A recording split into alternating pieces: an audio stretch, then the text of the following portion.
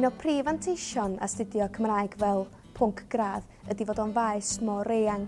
Mae yna gyfle i astudio gweithiau traddodiadol o'r canol oesol i weithiau llawer iawn mwy cyfoes. Hefyd y gwahanol agweddau sydd o fewn y pwnc. Mae yna gyfle i sgwennu'n greadigol, i astudio gweithiau llenyddol, i astudio polisi iaith, enghraifft, a wedyn mae hynny'n agor drysa o ran gyrfaoedd posib. Mae Ysgol y Gymraeg yma ym Mangor yn cynnig cwrs gradd Cymraeg ail iaith, ond i rei sy'n dod i Fangor i astudio gwahanol bynciau, mae Canolfan Bedwyr yn cynnig tystysgrif sgiliau iaith y Coleg Cymraeg Cenedlaethol i fyfyrwyr sydd ddim mor hyderus ac efallai chydig yn bryderus o ran defnyddio'u Cymraeg fel rhan o'i pwnc gradd.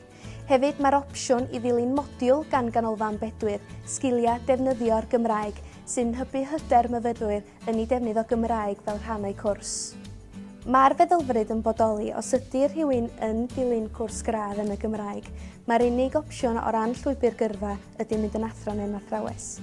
Wrth gwrs tydi hynny ddim yn wir o bellffordd, mae yna gymaint o wahanol opsiynau i rywun.